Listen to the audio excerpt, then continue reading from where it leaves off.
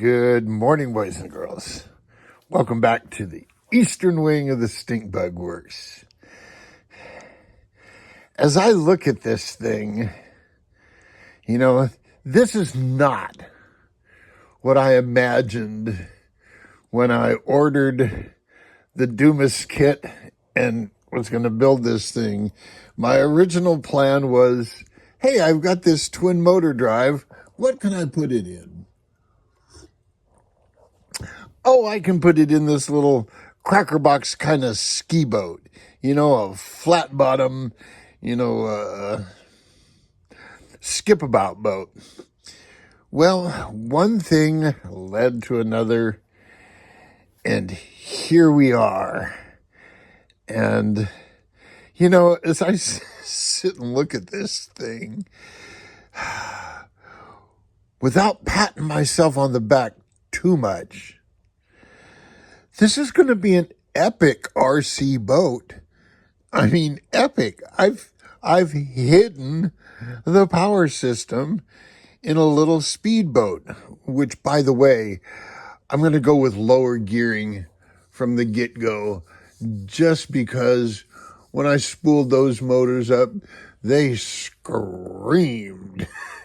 And this I want nice leisurely cruising, a little quicker than Big B's Sport Fisher, but maybe on the scale of Big B's Tugboat. Maybe a little quicker than the Tugboat, but not much. Anyway, I have been doing some experimenting. This hull, by the way, has been living out in the southern wilderness, and I should have put him in first. It's been living out in the southern wilderness so it can cook off a little bit. But here are my plans. I have my armature here, and I put some wood on here and just shot some clear on it. I don't know if you can see in the reflection, but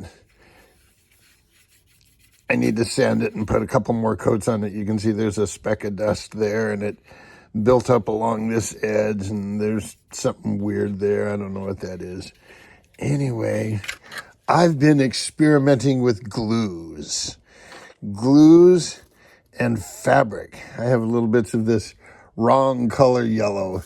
This is the right color yellow.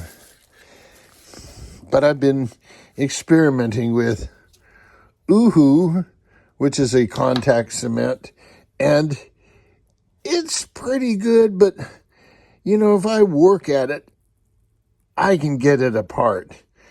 And then I use this fabric glue, which is another kind of contact cement, and it's pretty good too, but, if I work at it, I can get it off, although these I didn't apply quite as well as I should have. This was a quick and dirty with Weldwood contact cement, and this is really hard to get off. And I said, well, let's try a good clean test, because this was just dirty scraps I had laying around, and I threw some glue at it just to kind of see. And I said, okay, we cleaned one up, gave it a coat, and this can is kind of dried out, and I have a fresh can there I'm going to start with.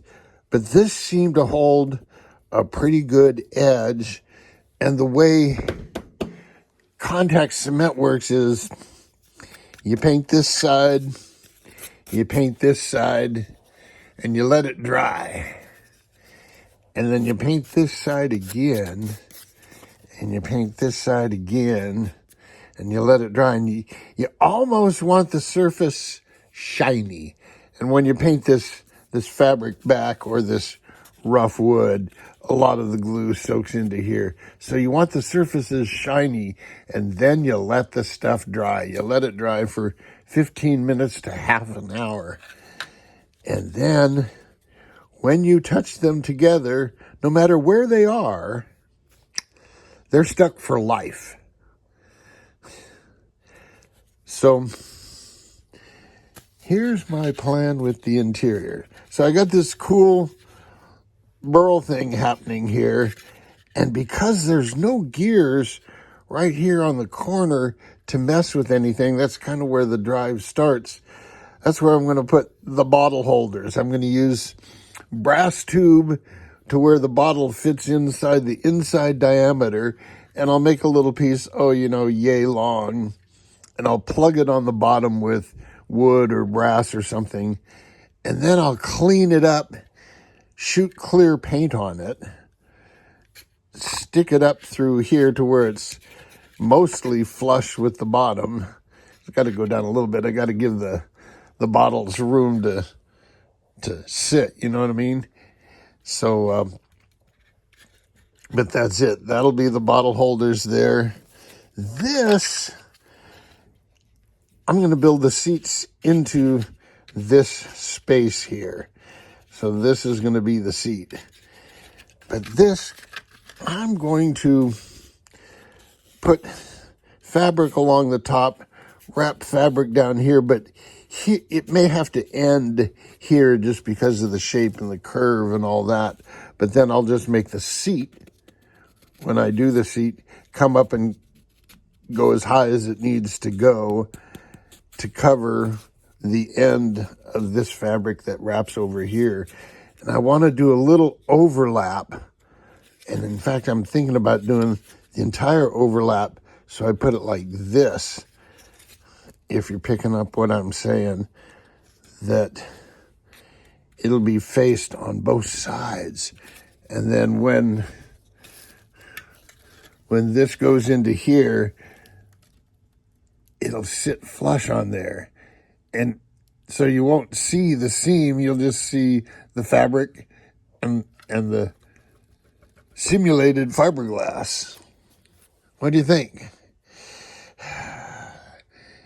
It's getting complicated, but it's also getting done.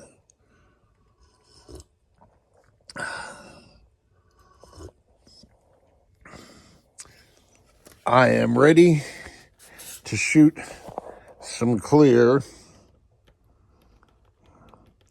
Here, I don't have very good lighting. I have a couple of lights that are out. I need to replace them. But there you go. So I need to start shooting some clear on here. So I may do that today. I may put a quick bit of tape around here, just lightly dust this with clear, and then pull the tape off. Because I've got to build it up, and I'm discovering from this that if you just shoot a coat of paint on, it doesn't build up very much. So I think several light little sprays will build up faster. Because I want that decal. The decal has the thickness, and again, the little man jumps off the top of the decal and lands on the transom. So I want to blend that in. I used to do this on guitar headstocks all the time. I'd have to replace the decal, and this is the guy that I used to make the metallic ink for the guitars. Well, anyway, enough rambling. You see where I'm going. I might try to get some fabric glued onto this today and see how it goes. We'll just have to see. I am boldly going where I have never gone before. Other men have been there, but not me. Until next time, boys and girls, jet out.